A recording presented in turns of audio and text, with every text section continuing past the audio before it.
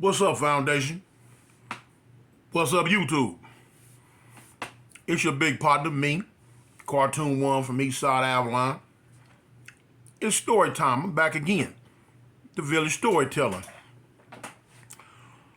Y'all can tell from the title of this one, man, already. Finna be some mess. Finna be some drama. Finna be some drama, y'all.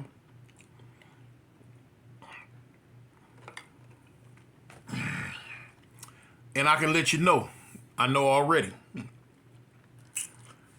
that it's going to be a 2 or 3 part series on this one. I'm going to give it to you in the raw. I'm not finna rush through this video like I did a lot of my other videos to meet a certain time limit that I prescribed onto myself. No, I'm going to give you this one live and in color and in the raw. This one takes place in Alabama prison when I very first got there. Okay. I had been in prison for about a month. I've been in prison for about a month. On a fresh life sentence. You know. Didn't know a lot. Didn't know a lot about the Alabama prison system. Didn't know nothing about the Alabama prison system for real, other than what other people had told me in the county jail. And so, okay, somebody keep trying to call me. But anyway, so I had been there for like a month. I had, as I told y'all before, I had 2 homeboys on the yard that was from LA. One dude was little kid from 6-0, and another dude was a dude we called him LA. He was from schoolyard. Y'all can remember I told y'all when I first got there, my first day there, that they greeted me, came to see me, and boom, boom, boom, boom, boom. Now they had been wiring me up on a lot of the stuff that takes place in this Alabama prison. You know how it goes. You know what I'm saying? Boom. Because it was foreign to me. I was used to Cali prison, the Cali ways, Cali rules on how things go. This was a whole different ball of wax. Whole different world compared to the one I was used to. One of the things I could tell you for a fact that I wasn't used to was the open homosexuality that was going on in the prison. In California prison, you didn't see it like that. At least the prisons I was in back then, you didn't see it like that. You know what I'm saying? A queen or a gay boy or whatever. That was the farthest thing from our mind as you could possibly get. We weren't thinking about it. You know, it just wasn't no thing to us. You know, yeah, it was 1 or 2 of them on the yard. Yeah, it was a couple of dudes that we knew indulged and got down and whatever. But it wasn't our thing. We didn't care nothing about it. Didn't pay no attention. We was too busy fight with these Mexicans. Get into it with them to worry about where somebody putting their body parts at. Just wasn't our thing. Anyway, different world. Here in Alabama, it's a big thing. It was a big thing.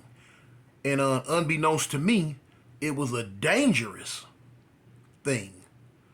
It was 2 things that could get you killed in this Alabama prison system. One was money. 2 was messing with a dude's punk, a dude's boy, a dude's buddy. They call him buddy. No, well, his buddy, his boy, his punk, his property, his girl, his wife, his woman, whatever name that they want to come up under. That would get you killed. You had some old school dudes at the time that had been down 10, 15, 20, 30, 40 years, that's all they knew. And they was knee deep, they was neck deep off in the game. and didn't play the radio would kill you dirt dog dead. Now, just because we in Alabama, it wasn't the California prisons, don't mean they didn't have no killers, because they had some. They had quite a few of them, matter of fact. And like I told you, some of my other stories, I've seen dudes, man, that you could kick in the behind, slap, punch, take their stuff, do all type of stuff to them. And they wouldn't react. They curl up like a mutt. But now, if they was indulging in that and they had a boy, mess with that boy. And what they would transform like Shazam. And be coming on all 12 cylinders trying to do something to you. Because you done mess with that boy. Man, I've seen grown men sitting in the corners crying because a boy done left them. I've seen whole parts of the prison get shut down because the police wanted something done and wanted something to happen, and at first dudes was bucking on them, wasn't gonna do it, and they come back and lock all the punks up, lock all the boys up. Man, you talking about, man, you have a line of dudes from the block all the way to the shift office trying to go up there and tell on whatever the police wanted to get them boys back out of lockup. I seen it. This is just how it was. It's how it was. Man, you see dudes, man, I'm talking about walking around with 4, 5 of them. Yeah. You see them going down the hallways to the chow hall with them lined up in front of them like ducks. They couldn't walk in back up because they didn't know what they was doing. They didn't know if they was looking at another dude or what. So, man, you see dudes, I'm talking about real live go-getters, belling down the hallway. And they got 3, 4, 5 they boys in front of them. All of them would sit at the same table in the kitchen and all that. So this is the situation here. So now, it was 2 things I could not understand for nothing. It was that and what they call gunning. Gunning in Alabama is when a dude will get somewhere and masturbate on the female guards. You had some of the dudes masturbate on the male guards. They was there, yeah. But anyway, they called them gunners. The reason why they was called gunners, because if you got rolled up, it was called a Rule 38. You know, like a 38 pistol. It was called a Rule 38. So they called them gunners. And you had dudes that was so sick and gone in the mind, they could not control themselves. Years later, they started trying to put sex cases on them because you had dudes paroling, going home, coming back because they didn't got caught in the parking lot of a Walmart masturbating on behind cars and trees and billboards on women coming out getting in their cars, or all up at the library, schools, or all type of stuff. Man, you know what I'm saying? Dudes took that sickness home with them. And I'm talking about, when I say sickness, I'm talking to the point they could not control themselves. They was gone. Man, I'm talking about, you see dudes lined up 4, 5 in a row, more than that. And they lined up and all of them whacking off, looking up at one of the gun towers because somebody said it was a female guard up there. They can't even see the woman for real. Just the fact that they think she's up there.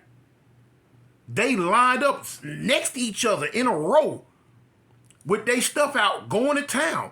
They had all type of tricks of the trade where they put their hands in their pocket, cut the pocket out, put their hands in their pocket, or cut the bottom out the coat pocket and go through their coat pocket, then going through their pants or their sweatshirt, and all type of stuff.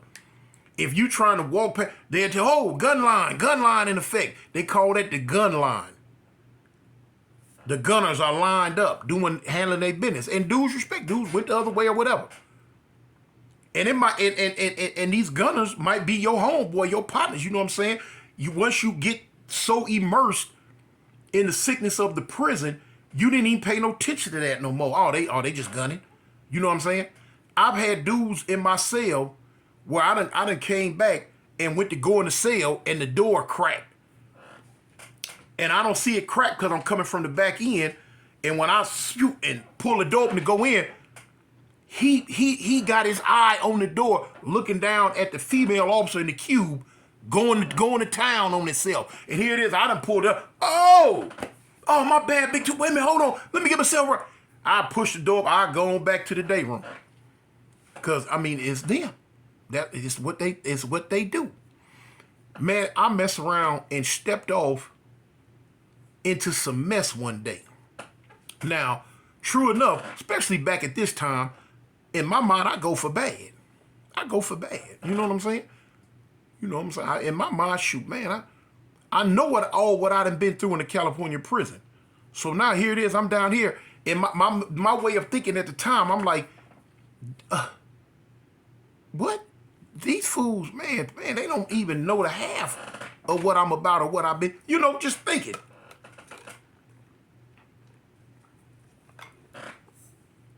Had that mentality like a lot of other dudes who haven't been down here had at the time. This is the mentality I had back then.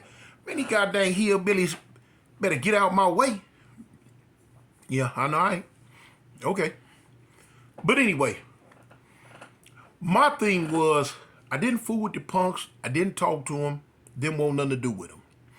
In fact, was somewhat slyway scared of them. I used to think that if they talked to you, you would turn into one. That was my way of thinking. I didn't know. I didn't know.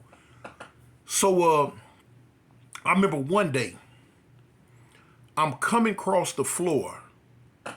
I'm coming from my homeboy's cell downstairs, and I'm finna go up to the second tier and go to my cell. It was a little gay dude. He wasn't little. He was tall, thin. I ain't gonna say his name. He was leaning over the rail on the top tier. As I'm coming across the day room floor, I look up. When I look up, because you trying to see who all on the tier or whatever.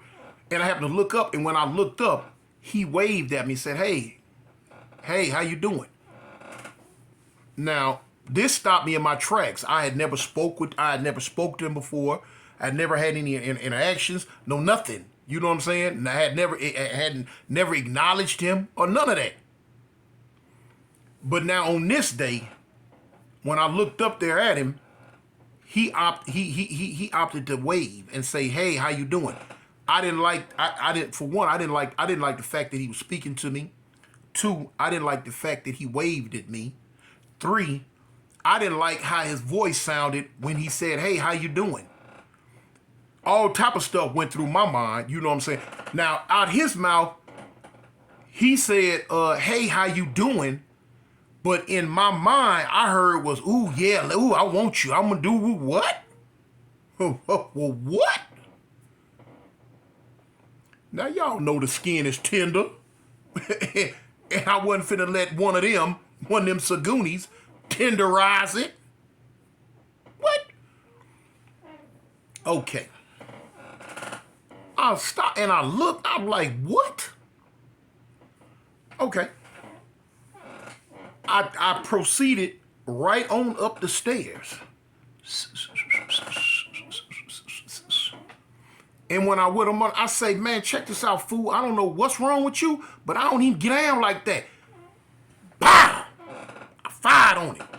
Now, at the time, I don't know nothing about the slapping. You know what I'm saying? This is something that they do in Alabama prison. They slap. They slap. Pow, pow, pow. I didn't come from that, homie. I'm South Central LA. I'm not slapping nobody. I'm finna fire. You know what I'm saying? Now, they have a thing. Dude to get the first lick, and they'll slap. I used to tell dudes all the time, boy, look at, hey, I love that. Because if a dude go get the first lick on me, get a slapping. I don't care nothing about no slap. No slap ain't finna do nothing to me.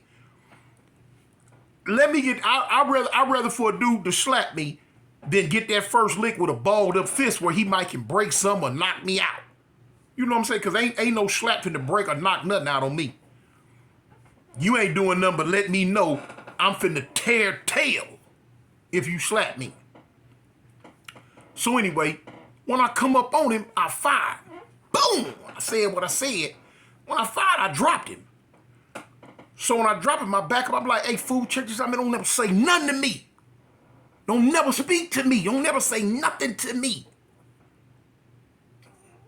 I spin off. I go to the cell.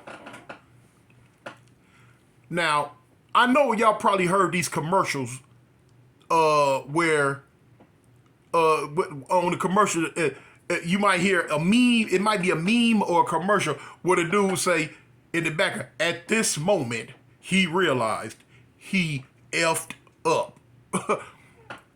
That's what I should have heard in my head, because I did not know who this boy man was.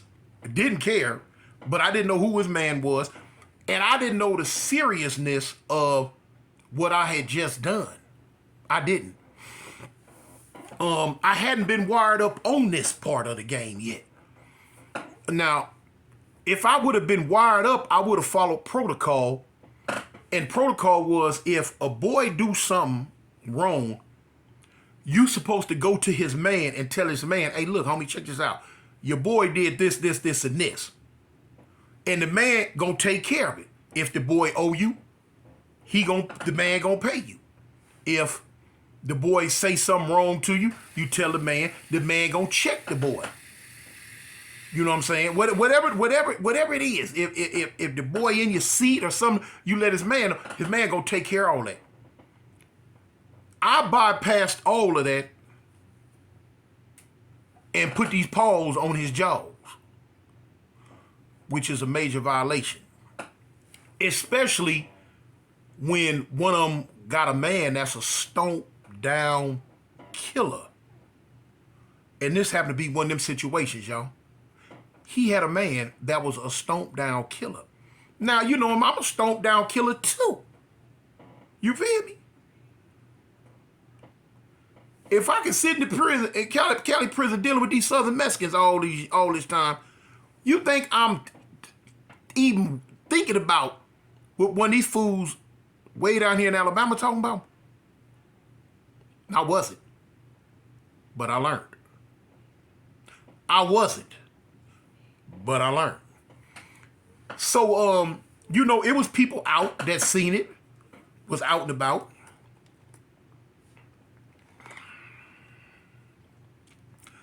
A dude seen it and went to one of the Crips. And when dude come to me, but now when the dude went to the Crip, he told me, he said, hey man, your big Crip partner up there from California, man, you might want to go holler at him, man. He just knocked down such and such. Now I could give him a fake fictitious name, but no, I'm just gonna boom. He just hit such and such and knocked him down. Matter of fact, I'll give him a name. We just call him Bubbles. Now, for the record, that wasn't the gay dude's name. His name wasn't Bubbles. I'm just giving him that name, Bubbles. So, and do I want to give his man a name? Yeah. And I'm gonna say I don't want to say his man's name. I'm gonna say his man's name was Stone. Now, like I say, for the record, the gay dude, I'm calling him Bubbles, and his man, I'm calling him Stone. That weren't their real names. But anyway, I guess he went to the other Crip dude and told him, hey man, your big Crip partner, California partner, man, just dropped Bubbles up on the second tier. Now everybody know who Bubbles belonged to, but me. Within about 5 minutes, I get a knock at the door. Boom, boom, boom. I open the door. I know a little Crip dude. He like, big cuz. I'm like, what's up, homie? He said, man, come let me holler at you, man. I said, come on in the cell. Come on, what's up? He say, listen, man, what happened with you and Bubbles on the tier? I'm like, oh, man, that punk, man, that's, you know what I'm saying? I used to say Saguni because that's what we called him in the California prison. They didn't know what excuse me. They didn't know what Saguni meant. So, I'm not gonna use Saguni. But anyway, I told him, man, that punk, man, waved at me, man, made a face at me. He said, made a face at you. I'm like, yeah. He said, man, you know that Stone's boy, huh? I'm like, Stone? Who was Stone? Now, Stone didn't live in our block. Stone was one of these cats, you know what I'm saying, had 3-4 of them spread out all around the camp, all around the prison. You know what I'm saying? They would prostitute for him and all this and that. Now he had them spread out. This just so happened to be where Bubbles lived. So he, that's Stone boy. I'm like, Stone, what, and what's up? Who is Stone? Man, Stone ain't, hey, this finna be a problem, homie. I'm like, for real? What you mean? Man, Stone ain't going for that, man. When that punk make it across the yard and tell him what happened, hey, man, he finna come. I'm like, shoot, what he look like? What's up with him? Man, he one of them old school cats, man, you know what I'm saying? Been down 20, 30 years, man. He bought that gunplay. Now that's what they call it in Alabama when the dude say he bought that knife play. Hey, he bought that gunplay, man. Gunplay, yeah, man. That iron, that knife. I'm like, for real? Like, you got one? I'm like, no. Like I said, I've been there about maybe 3 weeks to a month. I said, no, homie. I don't. He said, well, I'm going to help you out. I got you. I'm like, yeah. So I'm like, well, give me the rundown on this cat. What he looked like. So he described him to me, you know what I'm saying? And he wasn't no big old dude. You know what I'm saying? He was not a big old dude. But he was a dangerous dude. Very, very dangerous. Very dangerous. And I learned that as the years went by about him. He was very dangerous. But at the time, I didn't care.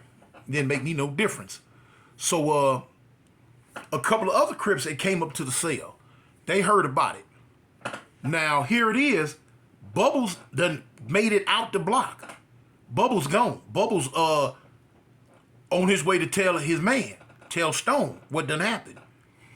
So the other Crips that came in, they tell me like, hey man, Bubbles just went out the door. They call the door the slider. So they said slider, but really it's just a door. Bubbles just went out the slider, homie. I'm like, okay, and man, he heading across that water. Now the middle of the prison, you got 4 blocks, 1, 2, 3, 4. It's a big square, and you got grass and lot, but they call it cross that water. Man, he heading across that water. It's like he used to call that the ocean out there. Heading across that water. Hey man, he heading across that water, man. He going to tell Stone, and so they let me know how Stone coming back. He got some old school now. Stone had a crew of old cats. Now, all of them old, been down. Every last one in the crew been down 20 or more. Now this was back in like in the mid going. What year was this? This was 96, I think. I think this was 96, 97. Anyway, they had been down. Half of them had been down since the late 70s, early 80s. And they didn't play. The whole crew didn't play. So I'm telling them, I'm like, man, shoot, man, just, give me a key suit. I just tell them key suit. They like, what is that? I'm like, dang, homie, I forget. Homie, that means that's a knife in Swahili. They didn't even know what Swahili was. I practiced Kwanzaa. I used to tell them about Kwanzaa. They didn't know what Kwanzaa was. So when I told them, I said, man, I need a knife. They like, we got you. So they giving me the rundown on what this is about. And they like, well, we ain't gonna leave you hanging, man. You know what I'm saying?